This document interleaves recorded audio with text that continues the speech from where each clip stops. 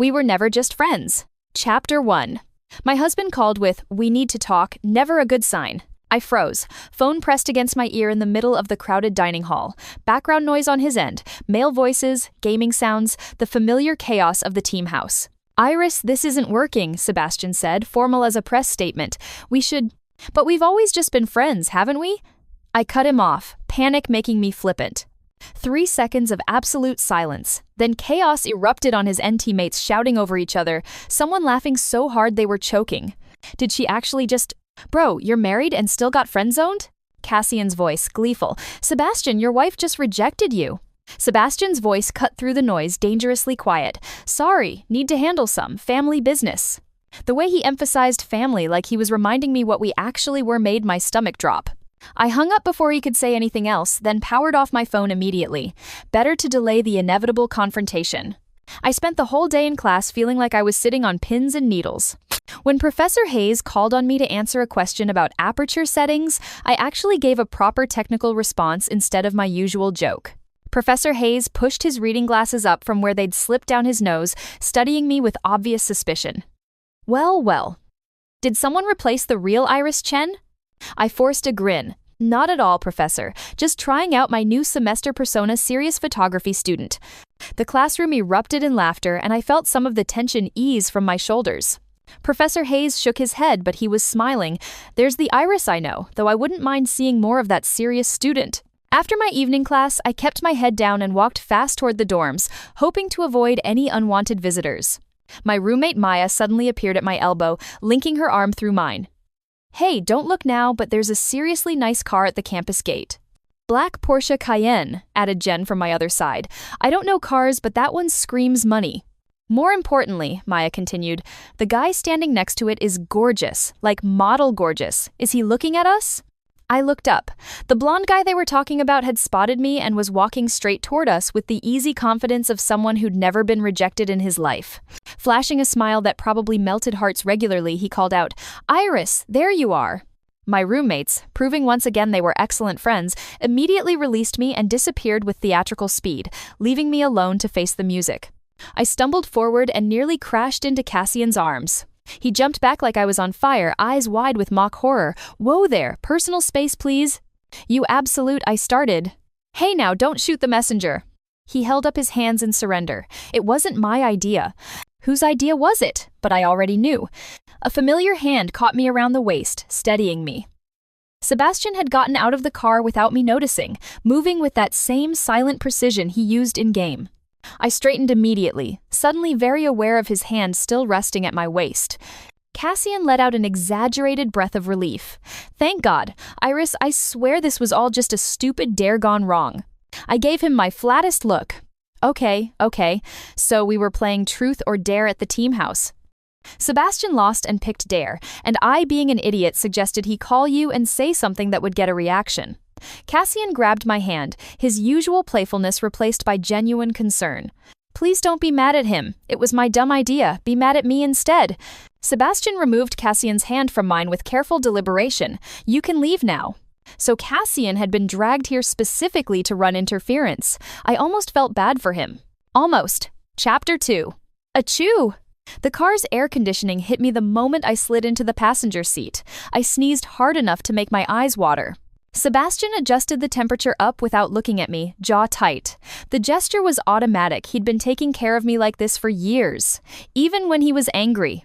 The silence stretched for several blocks. Finally, he spoke, voice carefully controlled. "What did you mean by 'we've always just been friends'?"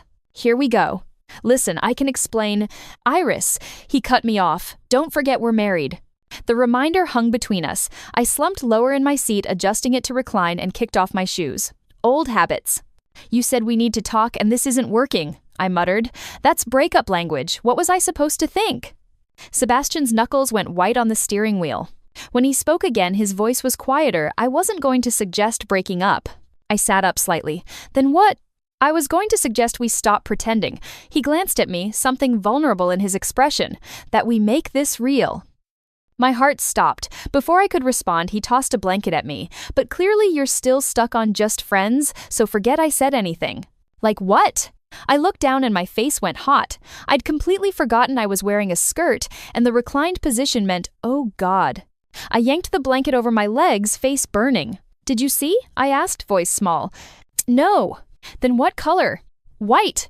Ha! You did look. I was mortified but also oddly pleased that I'd caught him. Sebastian's ears turned pink. He kept his eyes fixed on the road, but I could see the corner of his mouth twitching. I studied his profile, the straight nose, sharp jawline, the perfect shape of his lips. The evening sun streaming through the window softened all those aristocratic features, making him look almost approachable. Even his side profile was unfairly handsome. I pulled out my phone and snapped a photo. Click. Sebastian's throat worked as he swallowed. What are you doing? I admired my handiwork, perfect lighting, perfect composition. This could sell for serious money. Your fangirls would start bidding wars. He laughed despite himself. What, the allowance I give you isn't enough? It was more than enough. $50,000 a month, our agreed-upon arrangement when we got married. Being Sebastian Sterling's secret wife came with financial security, at least. If not emotional security. It's enough, I said softly. More than enough. Sebastian was quiet for a moment. Then why do you still take photos of me like you're planning to sell them? Because it's the only way I can keep you, I thought. But what I said was, professional habit. You're very photogenic. Iris, besides, you're the one who made me the team photographer. Can't blame me for documenting our star player. That made him smile, and the tension in the car finally eased. I watched the city lights start to flicker on as dusk settled over everything, and let myself pretend just for this car ride that this was real. Chapter 3. Sebastian drove with the same steady precision he brought to everything, perfect mechanics, no wasted movement, safe, controlled. I always fell asleep in his car, had been doing it since high school when he'd drive me home from photography club. The gentle motion and engine hum pulled me under. I found myself dreaming, the kind of vivid, half-awake dream where you can't quite tell what's real. In the dream, I traced my fingers over Sebastian's face, his brow bone, the bridge of his nose, the curve of his lips. I'd wanted to do this for so long, memorize him by touch instead of through a camera lens. And then I kissed him. I opened my eyes to Sebastian's flushed face inches from mine, his hand cupping the back of my head. This wasn't a dream. Breathe, he murmured against my mouth. Right, breathing, I should do that. Sebastian pulled back slowly, his thumb brushing my cheek. Clean yourself up, we're here. I fumbled for the mirror in the sun visor. My eyes were glassy, lips swollen and red, hair messed up on one side. I took several shaky breaths, trying to collect myself. Sebastian Sterling, you're going to be the death of me. Looking out the window, I recognized the familiar street. He'd brought me to that restaurant I'd mentioned, loving the private kitchen that only seated 20 people and required reservations weeks in advance. Sebastian was clearly a regular. The owner, Mr. Chen, greeted him warmly at the door, already reaching to lead us to Sebastian's usual table. Then he saw me behind Sebastian, and his welcoming smile faltered. I followed his awkward gaze to the window seat and understood immediately. Sienna Blake sat there, looking like she'd stepped out of a magazine spread. The youngest actress to ever win an Oscar, and she made it look effortless. Also Sebastian's first love and ex-girlfriend. What a coincidence, Sienna said, her smile warm and practiced. Sebastian went very still. For 3 seconds he just stared. Then he seemed to remember himself and nodded stiffly. He reached behind him and pulled me forward, positioning me slightly in front of him. A shield, I realized. He was using me as a shield. Sienna's surprise was visible for exactly half a second before her actress training kicked in. Iris, right? I didn't know you liked this place too. Is it too late to say I suddenly hate it? It's nice, I managed. Sienna's eyes were already red-rimmed, like she'd been crying before we arrived. She looked at Sebastian with an expression I recognized from her films, longing mixed with regret, perfectly calibrated for maximum emotional impact. Nothing like old lovers meeting again. Mr. Chen cleared his throat awkwardly. Should I prepare separate tables? Actually, Sienna said quickly, since we're all here, why don't we eat together? It seems silly to waste a table. I wanted to refuse, but Sebastian's hand tightened on my shoulder, a warning or a plea. I couldn't tell which. We ended up at the same table. Sienna sat across from Sebastian, and they made careful small talk while I studied the menu like it held the secrets of the universe. Congratulations on the Esports club, Sienna said. I heard you're signing new players this season? Thanks. I'm planning to move back to the States permanently, Los Angeles probably. That's good. I transformed from third wheel into eating machine. You two talk. I'll just focus on this amazing food that I can barely taste. The owner came by. Beverages iced or room temperature? Sebastian and Sienna answered in unison, room temperature. I piped up cheerfully, iced please. Sienna smiled, soft and wistful. You still remember my order. Sebastian immediately switched out my ice-cold soda before I could touch it, speaking to me in a tone that was almost scolding. You know you can't have cold drinks right now. I glanced at Sienna in confusion. Her smile had frozen on her face, her knuckles white around her water glass. Burp! The hiccup came out of nowhere. I slapped my hand over my mouth, mortified. Chapter 4. Liking someone is like hiccups you can't control when it happens, and you definitely can't hide it. Right now, embarrassment felt exactly the same way. By my 7th hiccup, Sebastian's anger had transformed into poorly suppressed amusement. I glared at him while chugging water, but the hiccups wouldn't stop. Please, just let me dissolve into the floor. Watching Sienna sit there looking elegant and composed while I hiccuped like a cartoon character made me want to cry. Sebastian's hand found my back, rubbing gentle circles. He took the water glass away. That won't work. I know a better method. He hesitated, eyes searching mine, but I'd need your permission. Something in his tone made my breath catch. What method? The shock method. His gaze dropped to my lips for a fraction of a second. Very effective. My face was already burning. What did I have to lose? I nodded. Then, because I was apparently incapable of being normal, I grabbed his collar and pulled him in. His surprise lasted exactly 1 second before his hand came up to cup the back of my neck, and suddenly the kiss was no longer about hiccups at all. When we broke apart, I couldn't remember how to form words. Sebastian licked his lips, voice rough. Well, hiccups are gone, now you're just speechless. Crash. Sienna's glass hit the floor, shattering into pieces. Water spread across the polished wood. Her eyes were bright with unshed tears. I'm so sorry. I didn't hold it properly.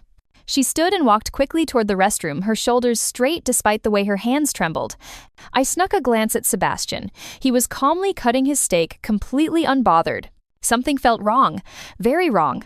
Had he kissed me just to get a reaction from Sienna? Was this all performance? I'd completely lost my appetite.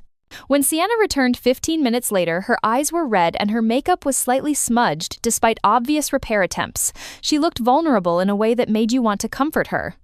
I opened my rideshare app under the table. I should probably head back to campus. Sebastian, you should take Sienna home. I'm sure she'd appreciate. Sebastian plucked my phone from my hands and stood, wrapping his arm firmly around my shoulders. Miss Blake is perfectly capable of getting herself home. I need to take my wife back.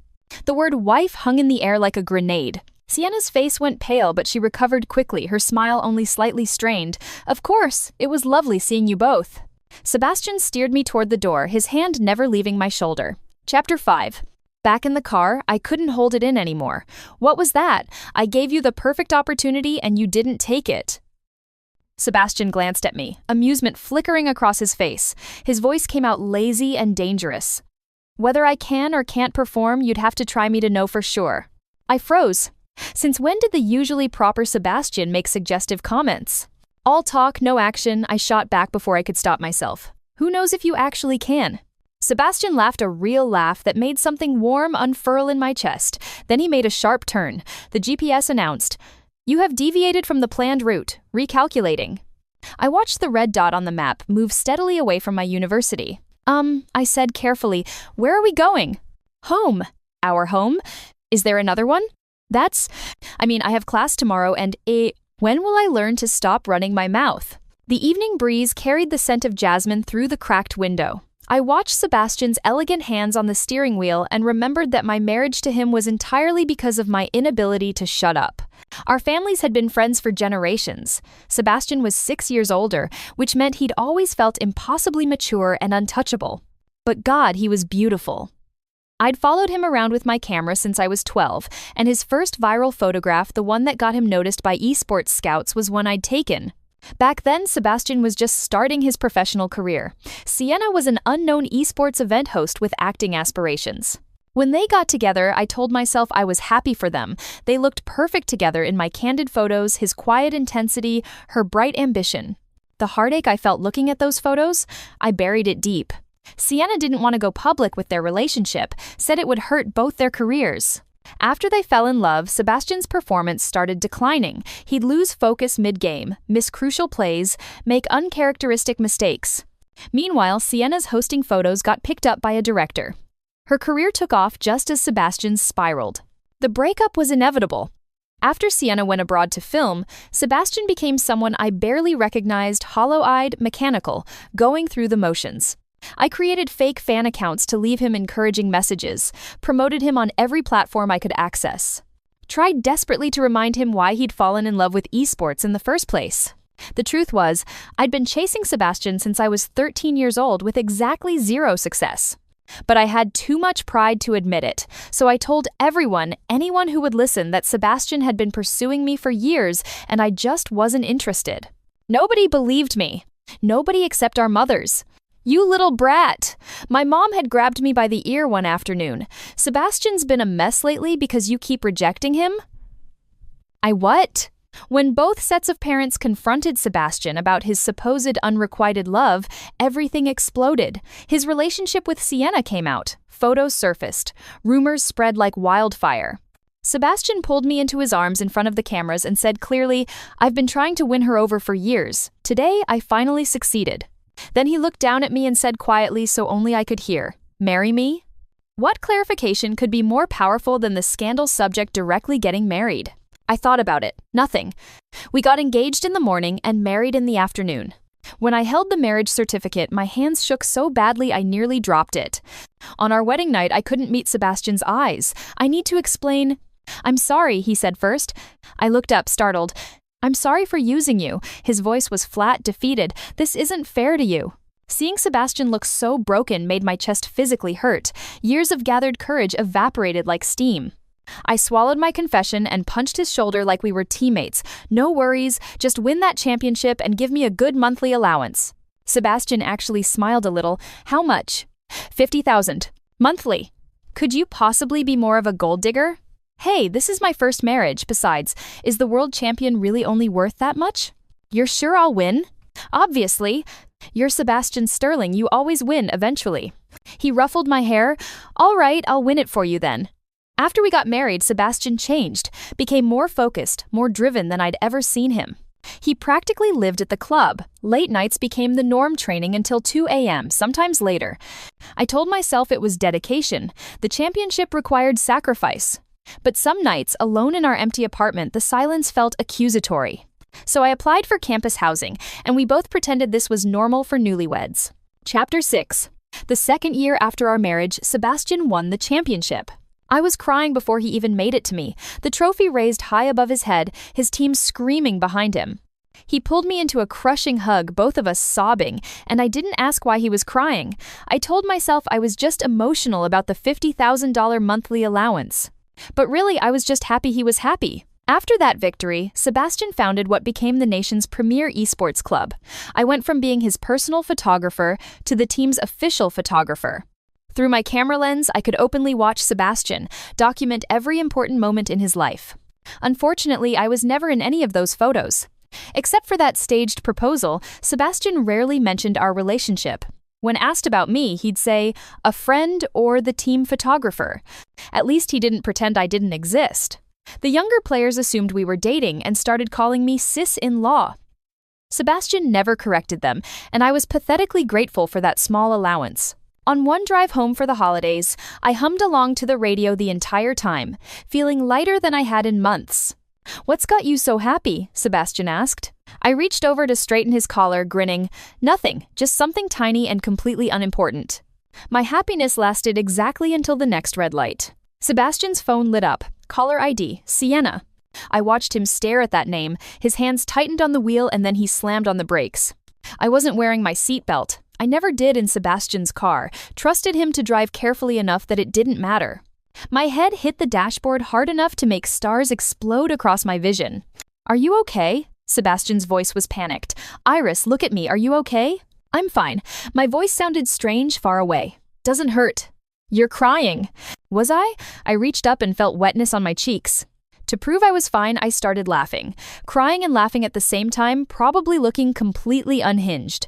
Sebastian drove straight to the hospital despite my protests. But I couldn't explain the real problem. Couldn't say, "Sebastian, my head is fine, it's my heart that hurts." That would be too humiliating, too pathetic. I'd rather have him think I was fragile and stupid than know the truth. Chapter 7. That was our first time returning home for the holidays as a married couple. The house didn't have enough bedrooms for everyone. We had to share. When Sebastian went to shower, his phone lit up on the nightstand. My heart knew before my brain did. I looked at the screen. "Sebastian, I miss you."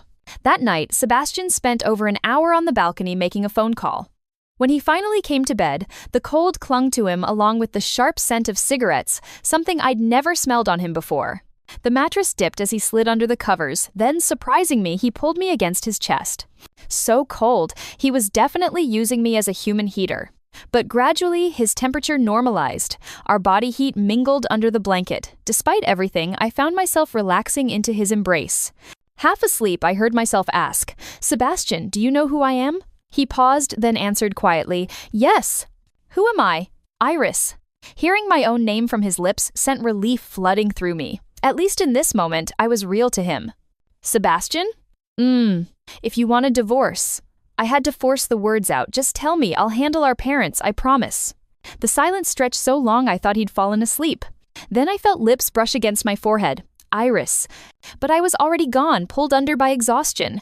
A gentle touch on my forehead brought me back. Sebastian was looking down at me with concern. "Bad dream?" You were frowning. I stretched, deliberately not answering. Did I fall asleep again? Sebastian's expression softened. "Yeah, like always."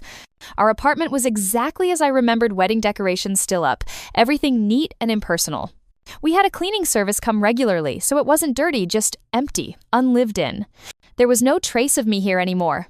When we first got married, I'd had fantasies about making this place ours. I'd gone crazy buying matching items, toothbrush holders, coffee mugs, slippers, blankets. I'd waited excitedly for Sebastian to notice, to comment, to care. He'd picked up the cartoon toothbrush holder with an awkward smile. "This is a lot." I'd smiled back, trying to sound casual, just in case our parents visit for inspection. After that, Sebastian stopped coming home entirely. I conducted my own private farewell ceremony. Every day he didn't come home, I threw away one of those carefully chosen couple's items. The day I threw away the last one, I moved back to campus. More than friends, less than lovers, my comfortable zone of ambiguity. Now, walking through the apartment, I noticed Sebastian kept looking around like he was searching for something specific. "Iris, I'm here." Nothing good ever started with him using my full name. His smile was tight. "What happened to all your things?" "What things?" "Don't play dumb." He loosened his tie with sharp movements. "Where did everything go?" I shrugged. "I moved back to campus. Didn't need duplicate stuff." "Iris." His voice dropped lower. "You've really gotten bold." What exactly did he think I was? Some docile pet who'd just sit around waiting forever? Usually I didn't dare push back like this. But tonight, with Sienna back in the country and divorce probably imminent, I'd stopped caring about pretending. Sebastian suddenly moved, backing me against the wall. His eyes had gone dark. He leaned down, his breath warm against my neck. I just realized we never actually had a wedding night. Every nerve in my body went electric. I was surrounded by his scent, his warmth, couldn't think straight. Using my last bit of functioning brain, I pointed desperately toward the window. "Look, is that air?" While Sebastian glanced toward the window reflexively, I bolted into the bathroom and locked the door. That was way too close. After my shower, I realized I'd been so flustered that I forgot to bring in clothes. I knocked softly. "Sebastian?" "Yeah." "Could you grab me one of your shirts, something long, please?" "Call me what you used to." This opportunistic. I took a deep breath. "When you're trapped, you compromise." Sebastian, could you please?" "Can't hear you." My fists clenched. "Big brother Sebastian, your Iris needs some clothes." Silence. Then his laugh, warm and genuine. The shirt he handed through the cracked door was definitely not long. Chapter 8. The shirt barely covered my thighs. When did Sebastian become such a player? Or were all professional gamers secretly like this? I found him in the living room watching game replays. When he saw me, his gaze traveled slowly from my bare legs up to my face. My face burned. I fled back to the bedroom. I'd been exhausted lately, probably from stress. I fell asleep almost immediately. At some point, I felt the bed dip. The scent of Sebastian's body wash filled my nose. My eyes flew open. "Why are you in here?" Sebastian looked at me like I was being ridiculous. "This is my bedroom. In my house. Why wouldn't I be here?" "But you always sleep in the spare room." "Not tonight." I wrapped myself in the blanket and tried to shuffle toward the door. Sebastian caught me around the waist, lifted me easily, and deposited me back on the bed, pinning me there. Looking up at his perfect features, I heard myself say, "This costs extra, you know." Didn't realize you were such a gold digger. There's that saying, I want lots and lots of love. If there's no love, then lots and lots of money. Sebastian, I really do love you. I pulled him down and kissed him, looking directly into his eyes as I said, Sebastian, let's get divorced. His playful expression froze. What? I said, let's get divorced. Then you can be with Sienna openly. You won't have to use me to make her jealous anymore. And you shouldn't treat girls this way, like they're disposable. My voice cracked on the last word. Sebastian ran both hands through his hair, his laugh bitter and disbelieving. That expression, I'd seen it during matches when opponents played dirty, right before he destroyed them. I shivered. Despite his obvious anger, he pulled the blanket higher over me with careful hands. His voice was dangerously controlled. So you think everything I did tonight was to upset Sienna? To manipulate her into taking me back? Wasn't it? You took me to that restaurant right after she got back to the country.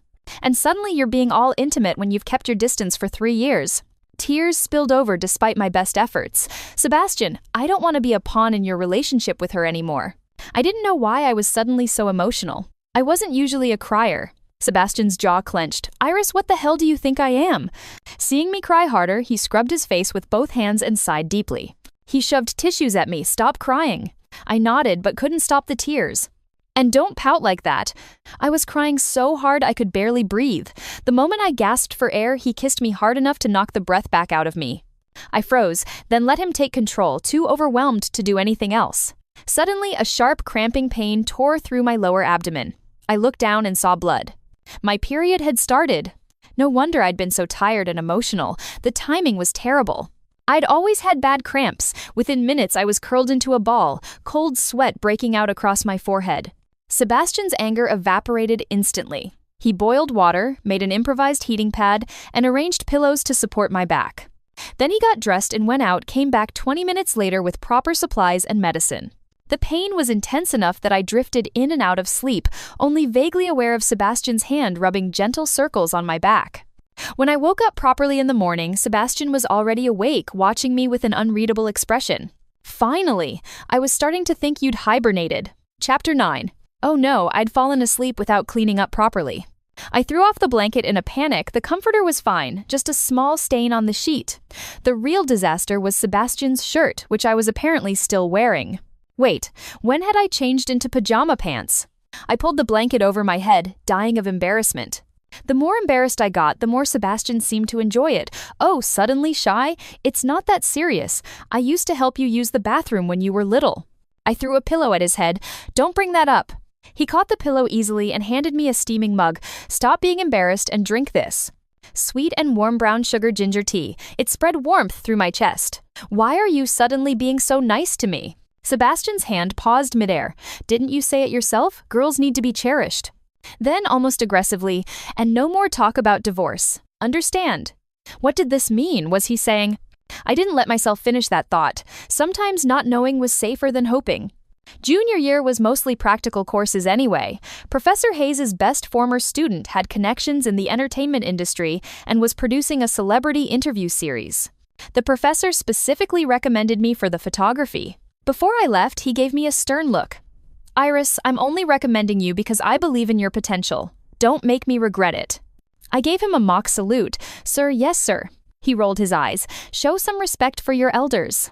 I grinned. Professor, you're so hip. Get out of here before I change my mind. Chapter 10. We'd originally scheduled an interview with a rising young actor known for positive roles. Maya had even asked me to get an autographed photo. Then overnight, scandals broke. His wholesome image collapsed spectacularly. We had to find a replacement within 24 hours. When Oscar winner Sienna Blake walked onto set, the entire crew's energy shifted. Oh my God, she's even more beautiful in person. And so professional, agreeing to step in last minute like this. My senior producer nudged my shoulder. Stop staring and get ready. We're starting in 5. Right, sorry. I set up equipment and ran through test shots, trying to focus on the technical aspects rather than the complicated knot in my stomach. The interview went smoothly. Standard questions about her career, her return to the States, future projects. When asked why she'd moved back permanently, Sienna paused. She glanced toward the window with a smile that seemed to hold 1,000 unspoken words. Looking directly at the camera, her expression carefully vulnerable. For someone special. Was she talking to Sebastian through the camera, or to me directly, marking her territory? During the break, my senior reviewed my footage and clapped me on the shoulder. "Excellent work, Iris. You really captured the emotional nuance." "Well, consider who taught me," I said, trying to keep my tone light. "I'll take that compliment." Sienna came over to look at the footage. "These are beautiful shots." Her smile seemed genuine, which somehow made me feel worse. "You're very photogenic, Miss Blake. Anyone could make you look good." Before the awkwardness could intensify, an assistant cheerfully announced, "Someone sent bubble tea for everyone." The crew immediately started teasing Sienna with knowing looks. She just stood there, smiling and saying nothing. Well, I wasn't going to turn down free drinks. Just as I grabbed my cup, I overheard people whispering, "Do you know who sent this?" Esports legend Sebastian Sterling. Wait, isn't he the one who had that thing with Sienna before? Oh my god, he followed her back to the States. They're totally getting back together. The bubble tea suddenly tasted like ashes in my mouth. Chapter 11. Coming out of the bathroom, I ran into Sienna washing her hands at the sink. She smiled at me in the mirror, not hostile, which somehow felt worse than outright antagonism. "Did you enjoy the bubble tea?" "It was fine, thanks." I moved to leave, but she kept talking. "Iris, you've changed quite a bit since we first met." I had no memory of us ever meeting, but I didn't correct her. "But you know," she continued, drying her hands slowly, "I still prefer how things used to be. You, me, and Sebastian, we had such good energy together." The presumption in that statement made my teeth clench. "Well, you enjoy those memories. I need to get back." The interview continued. I shook off the strange encounter and focused on my work. When we wrapped, my senior invited everyone to dinner, a tradition after successful shoots. He turned to Sienna politely. "Would you like to join us, Miss Blake? Though I'm sure you're busy." "I'd love to," she said immediately. The crew's excitement was palpable. My senior looked slightly panicked. Entertaining an Oscar winner was probably outside his usual budget. I saw my escape route. I actually have a paper due, so I should head back. My senior grabbed my jacket before I could reach the door. "What paper? You don't have any assignments due. I'll call Professor Hayes right now if you're lying." "Great, thanks so much." The bar was dimly lit and loud enough that you had to lean in to hear conversations. Everyone was initially reserved around Sienna. She stood and raised her glass. "This toast is for everyone's hard work today. I know I wasn't your first choice, but thank you for making me feel so welcome." That broke the ice. After a few drinks, people relaxed. My phone buzzed. "Sebastian, where are you? Still at the shoot?" "Me? No, we wrapped. Team dinner at a bar near campus." The typing indicator appeared, then disappeared. 3 minutes later, my phone buzzed again. "Send me the address." When Sebastian walked in, the crew immediately started making comments about the bubble tea coincidence earlier. His eyes found me across the room, and something in his expression softened. He walked directly over and sat down beside me, ignoring Sienna entirely. "You came," I said stupidly. "You texted me where you were." He said it like it was obvious. Of course I came. "Why weren't you answering your phone?" I pulled out my phone and realized I'd turned it off during the shoot out of habit. Opening it revealed dozens of messages and missed calls, all from Sebastian. The atmosphere became awkward. My senior leaned over. "You two know each other?" "Yeah, a friend." Sebastian's laugh was sharp and humorless. He didn't contradict me, just sat there radiating displeasure. My senior, trying to salvage the mood, pulled out a deck of cards. "Since we're all friends here, let's play a game, King's Orders." The rules were simple. Everyone drew a card. Whoever got the king could order any 2 other numbered cards to do anything. First round, Sienna's assistant drew king. She giggled, "Okay, number 4 and number 9 have to kiss, with tongue." Intense way to start. I checked my card number 5. Safe? "Who's 4 and 9? Come on, stand up." Sienna stood up, holding card 4, her expression shy and expectant. "Who's number 9, you lucky person?" A bad feeling crept up my spine. Sebastian held up card 9. "Kiss, kiss, kiss." The chanting started immediately. Sebastian stood abruptly, downed a shot of whiskey without flinching, and looked directly at me. "Sorry, my wife doesn't allow it." The silence was deafening. Sienna's face went pale. My senior laughed awkwardly. "Didn't know Sebastian was so committed? Let's keep playing." Next round, Sienna drew king. She ordered me and my senior to share a toast. Not too extreme, so why did I still feel uneasy? I stood to pour the drinks. Before I could finish, Sebastian said coldly, "A toast should only be drunk with one's husband." Chapter 12. I was trapped, drink or don't drink. Either way, someone would be offended. Before I could decide, Sebastian grabbed both glasses and downed them in quick succession. There, I drank for her. I realized then that as long as Sebastian stayed, the mood would remain terrible. The only way to let everyone enjoy themselves was to remove him from the equation. I stood and grabbed his arm. Let's go. We'd barely entered the elevator before Sebastian spoke, voice strained. A friend? That's still how you introduce me. You call me that all the time. I don't want to be your friend anymore. He stepped closer, not quite touching. I haven't wanted that for a long time. My back hit the elevator wall. Sebastian. Tell me to stop and I will. His hand came up to brace against the wall beside my head. But if you don't...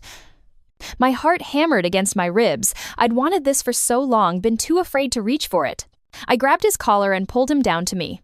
The kiss was desperate and perfect, said everything we'd been too scared to say out loud. When the elevator dinged, we broke apart, both breathing hard. I tried to regain composure. You can't just say things like that and expect... His mood had transformed completely. He pulled a cup of bubble tea from his bag with a satisfied smile. This one's just for you. Brown sugar pearl milk tea, warm. The warmth spreading through my chest had nothing to do with the tea. You brought this specifically for me? He leaned close to my ear. I texted asking where you were. When you said the bar, I stopped to get your favorite. I wasn't there for Sienna. I came to see you. I'll believe you this once.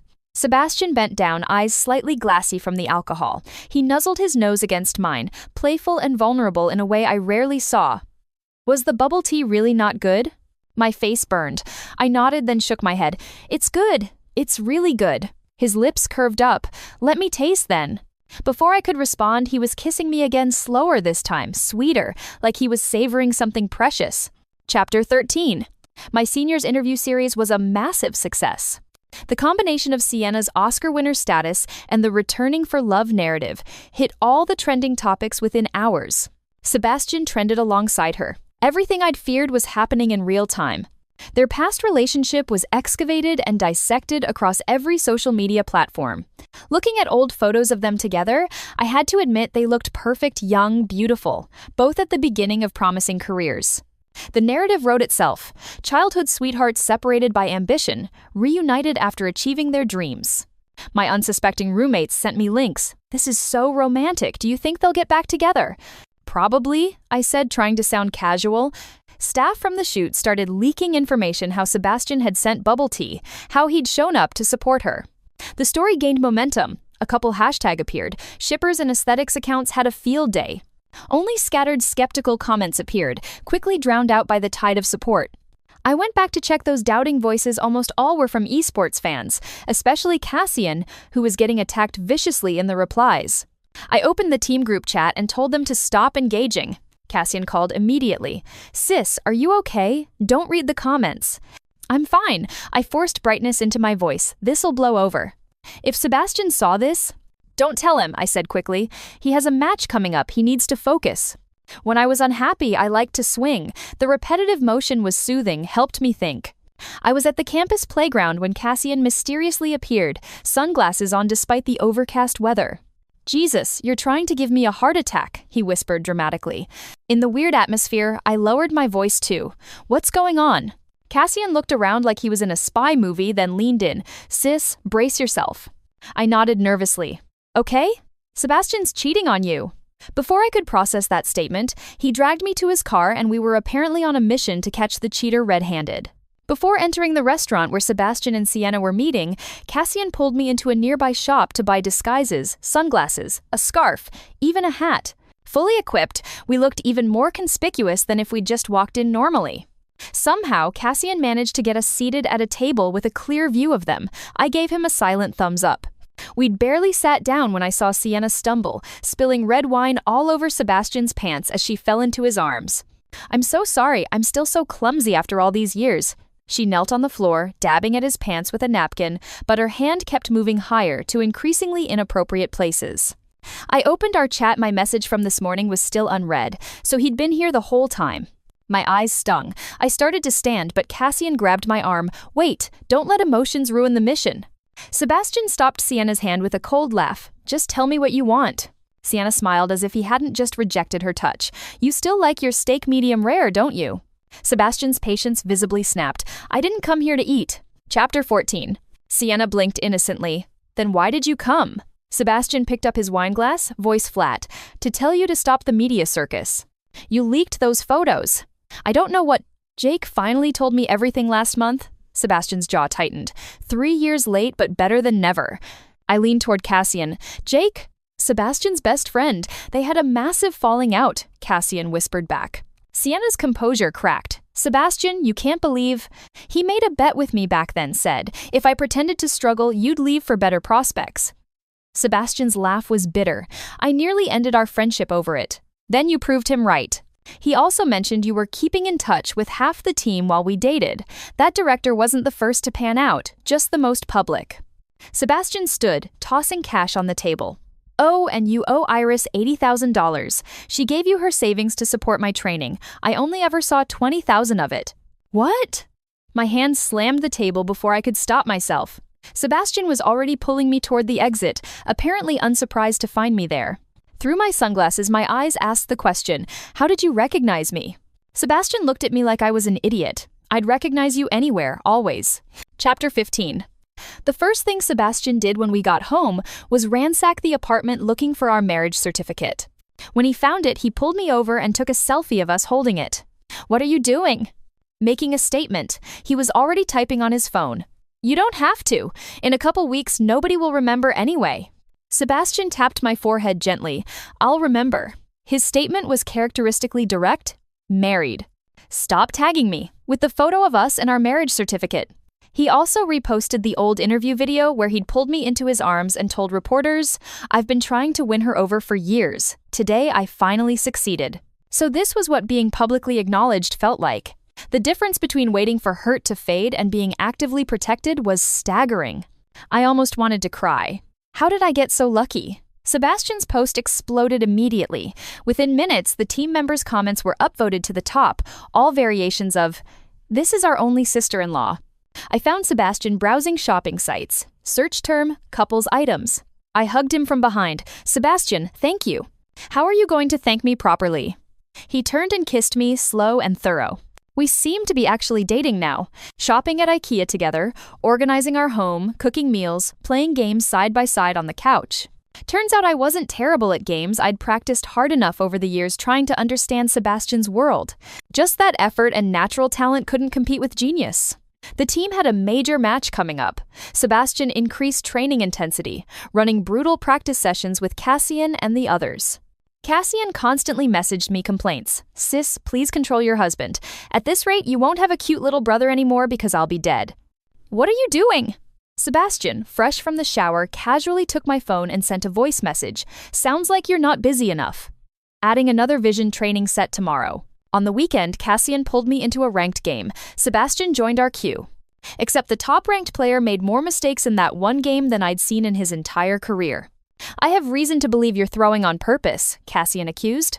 Guys who really like someone can't carry properly in games, Cassian explained to me sagely. All their attention goes to protecting you, completely throws off their rhythm. I smiled and snuggled into Sebastian's arms, batting my eyes. Really? Show me where exactly your rhythm got messed up? Sebastian groaned and retreated to the bathroom. 3 minutes later, he'd wiped out the entire enemy team and won the game. He came back and pulled me close. My heart's rhythm is a mess now. That's the problem. Being an ordinary couple felt like this, easy and warm and normal in the best way. That night in bed, Sebastian suddenly said, Iris, don't be too good to me. Why not? He turned to face me, voice tender. Let me catch up on being good to you first, then you can return the favor. Childish. Liking you was my choice. That you like me back, I'm just grateful to fate. Chapter 16. Sienna tried to meet me several times over the next few weeks. I kept refusing. Until she mentioned returning the money. At our agreed meeting spot, there was no Sienna, just a small boy, maybe 5 or 6, standing alone. Worried, I stayed close. The boy tugged my sleeve. Miss, do you have a daddy? Yes, I do. His face fell. I want one too. Mommy said we're meeting him today. Sienna appeared then. The boy ran to her calling Mommy.